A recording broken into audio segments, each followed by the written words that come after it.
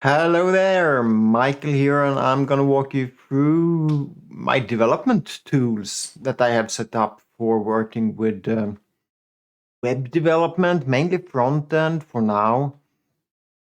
So there is a set of linters. Yeah, mainly linters, perhaps generating some documentation, some development tools, and a set of Docker containers. So it's a basic setup which is supposed to help us work in a web development environment, mainly HTML, CSS, and JavaScript.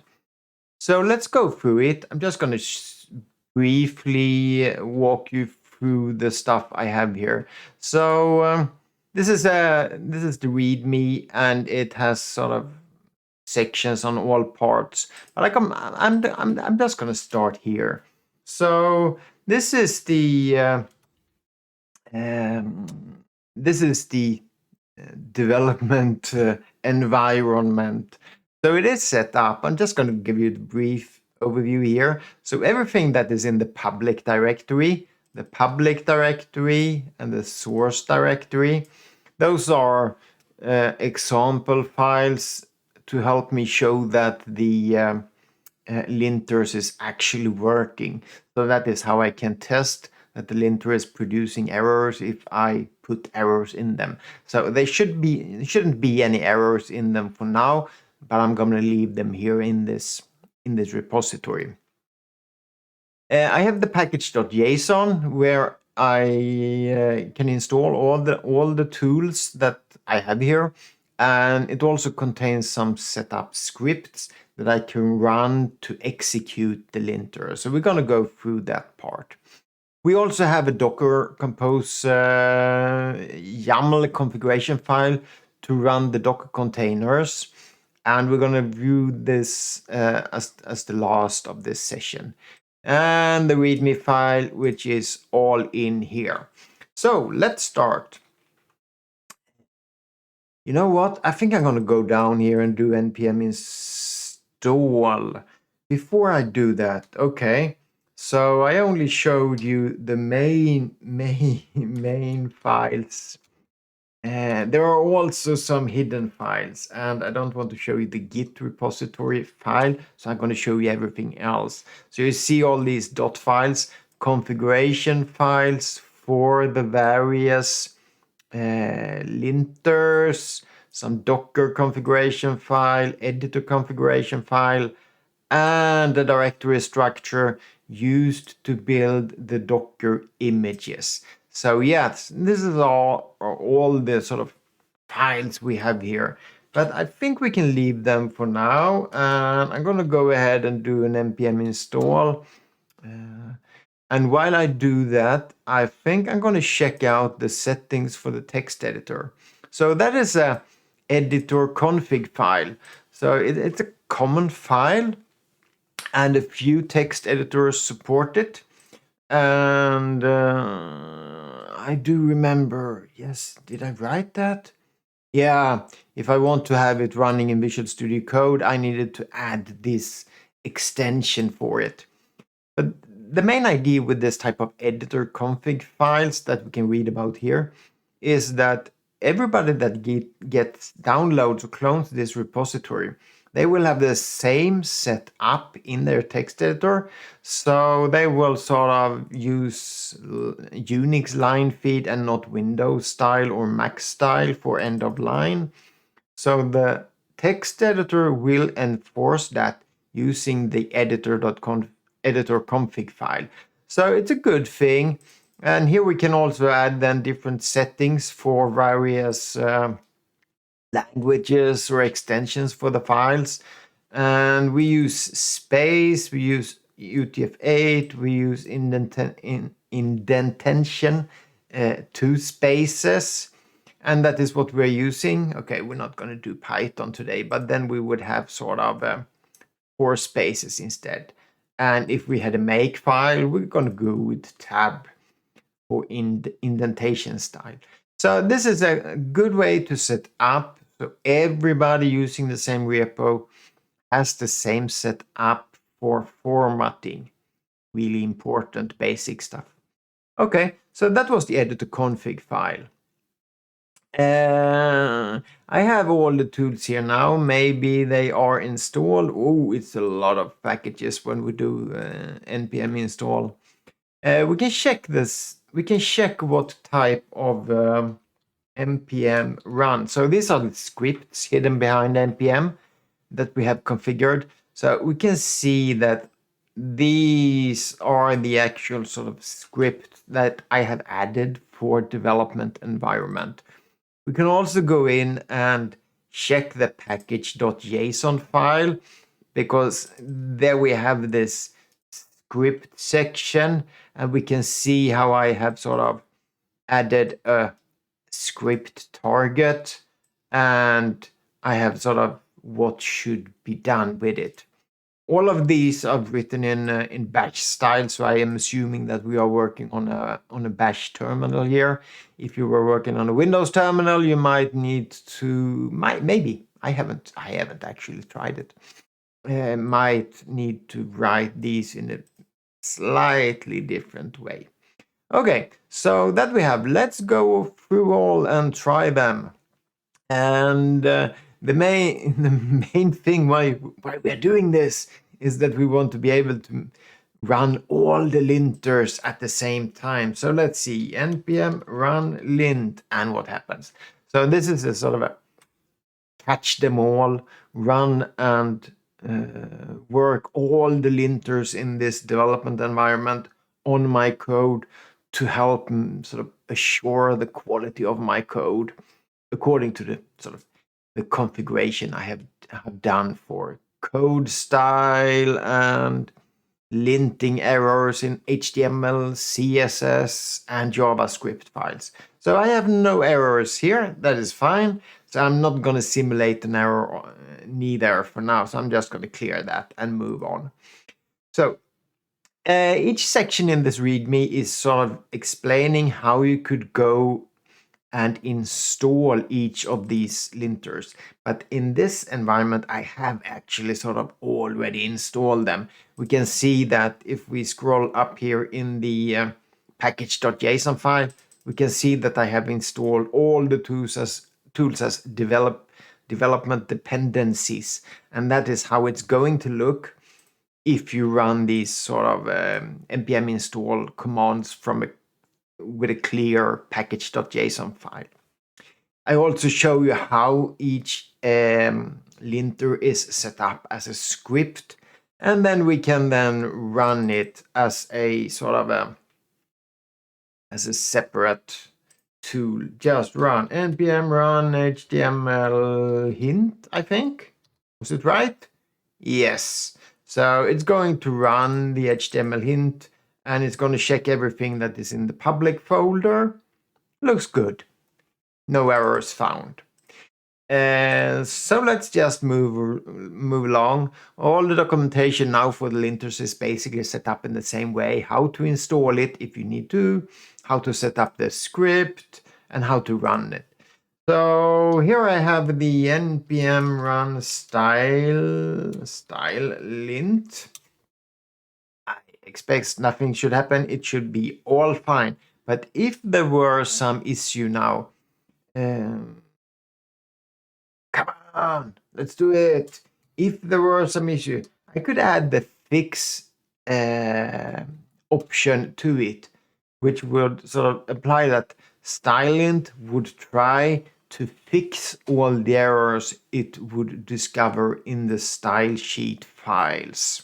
So these fix options are really helpful, and they help you to enforce the code style, so it's always sort of according to your configuration setup.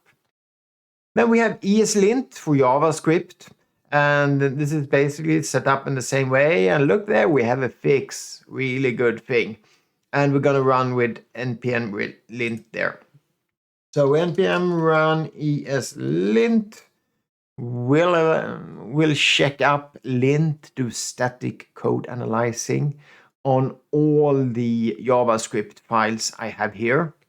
So eventually it will be done.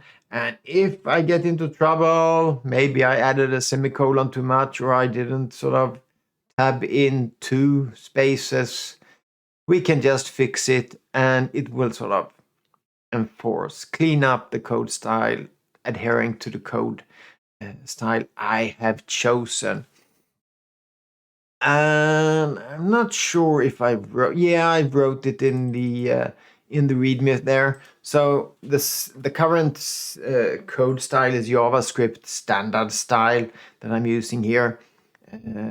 So I'm gonna go with that for now. You can choose other code styles also, or you can customize it to create your own code style. But I'm gonna go with the JavaScript standard style, and we don't need to read about that for now.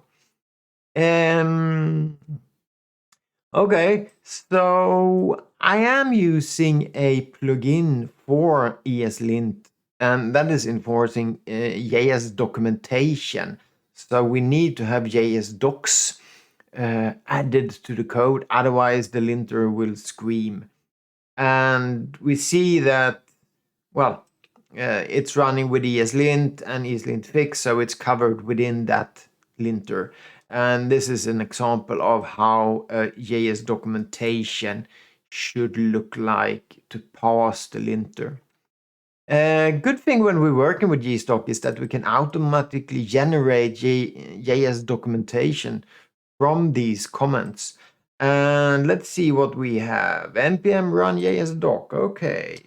npm run JS doc. And let's see what happened. So it's reading the configuration files. So a lot of configuration files that we can change if we want to. Another sort of outcome of it. Development tool, let's see. Now I do think, yay, there we go. So we are setting it up to generate to the documentation build JS doc. So it's going to be in the build directory, JS doc there. And there we have some index.html. And I do think I opened it up here earlier. So let's reload that page and go into the index.html. And here we have sort of automatically generated documentation for our project. Good thing, good thing. Let's go move on here. Ooh, let's see here. We can run a web server. And that is a really easy thing. Well, since it's all included here. So let's see if I can get up a web server. Should I start it here? Maybe. No, I started here. So npm run http server, I do think it was. We're gonna run up a development server now on the port 9001, and here are some. Let's see if we can copy that and go up here, and let's see if we can. Yep, there we go. There we have the web server replying on port 901, and we see that we got the request here. There we got the request, and it's also requesting the favicon, but we don't have that. And if I go into the dev tools now just to check that it works, it's just going to show me a sample side. There's nothing much to see. Why didn't that? So I'm just curious why I didn't get a sort of why didn't I get an output in the server there? I really don't know. Let's see. Why don't it? I don't have a good answer to that. I was really expecting to see the output log here. Oh, there we go. And there it was. It didn't update. Okay, thanks. Now I'm more. So if I go with the dev tool there, I need to go down here. Oops. Yeah. The log didn't update for me. Bad, but it's still a log, so each access there is sort of displayed in the log. So good. I actually have a web server included in my development environment, and that could be a good thing. We don't need to install a web server on our sort of machine if we don't want to. So good thing, running a web server. While we are sort of, let's see if we can, please stop it, go away. If we want to clean up everything, we can run the clean operation, and it will remove all the sort of generated files. You saw generated files would be Java documentation in the build directory there. It's also a clean all script, and that will remove all the generated files, but also all the installed files. And that is in general the node modules directory and the package locked JSON. Okay, so here we go, and finally we can run all this, the lint I showed you before. So it's gonna go with HTML, stylelint, and ESLint to check all your code at once. Really, really useful tools, this. And let's wrap this up with a Docker part also. So we have a Docker part here. Let's see if we can find it. We have a Docker configuration sort of build directory structure, and this is since I'm going to sort of prepare and build one container with Nginx, the web server, and one container just with Node.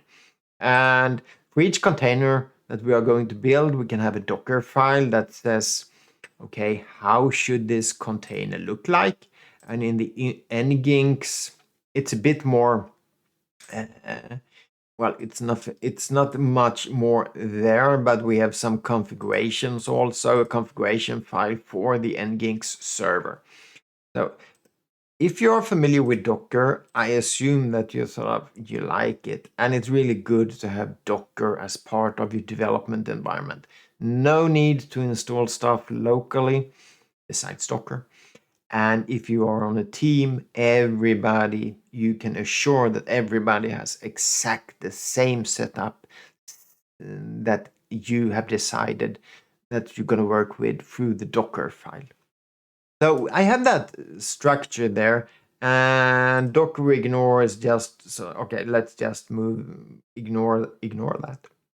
And go with the Docker compose instead. So the Docker compose file that shows how to build the image and what ports we should expose and what parts we should mount from the current directory. So we can change files locally in the repository, and still they are visible within the Docker container. So we have the Nginx there, and we have the node there. So let's just try them. I think I'm going to go out here to do that. So Docker compose, run the node, and I'm gonna start a bash tool there. So here we go. So it looks like we did not yet had this image built. So that's why it's going to start building it. And now we have the image and we are in the container, and we can just check the version node -v should do it. Yes, so I have node version like 18 or so. I'm going to go out there, and that was that sort of Docker part.